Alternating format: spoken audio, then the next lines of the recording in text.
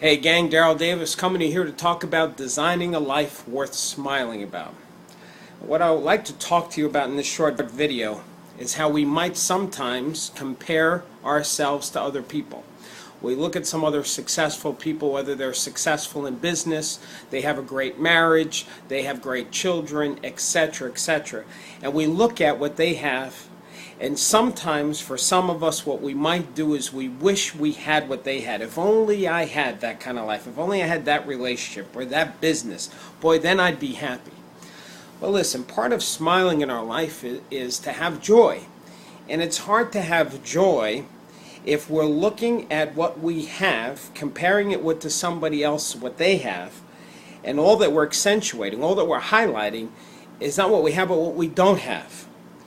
When we come from the place of looking at what we don't have and compounding it by comparing to what other people have, that doesn't give us joy. That doesn't give us a reason to smile. If anything, even the opposite.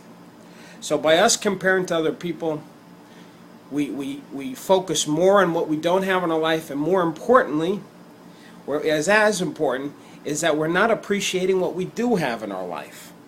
You know, as much as you may want to trade your life with somebody else, I bet you there's at least 100 people that you know or that know of you that would like to trade their life with yours.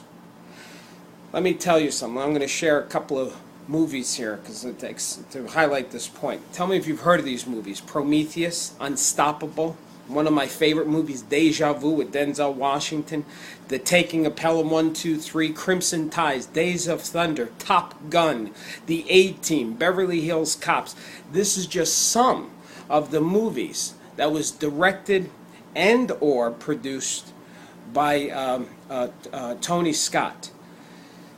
Now, Tony Scott, this very accomplished director, producer, yesterday took his own life. He committed suicide. First and foremost, my thoughts go out to the family members and them having to deal with such a tragedy, and I hope they get the strength to work through that. But I'm sure that there was people in Mr. Scott's life around him that wish they had what he had. But obviously there was some stresses or challenges in his life that he felt that he couldn't handle. And that's the other thing to keep in mind. Sometimes when we look and we compare it to other people, wish we had what they have, we really don't know the whole story. We don't know everything that's behind what they have. There might be some challenges or things that we would rather not have in our life. So, as you go on this week, appreciate what you have. Don't compare yourself to what somebody else has, because here's the bottom line. You have what you have, and you don't have what you don't have. And to be upset and focus on that which you don't have robs your joy and doesn't give you a reason to smile in your life. So with that said, have a wonderful day. Have a great week. Appreciate what you got. Give a little bit to somebody else. Make a difference in somebody's life this week, and you'll feel better about yourself, and it'll give you a reason to smile too. All right. Talk to you soon. Thank you.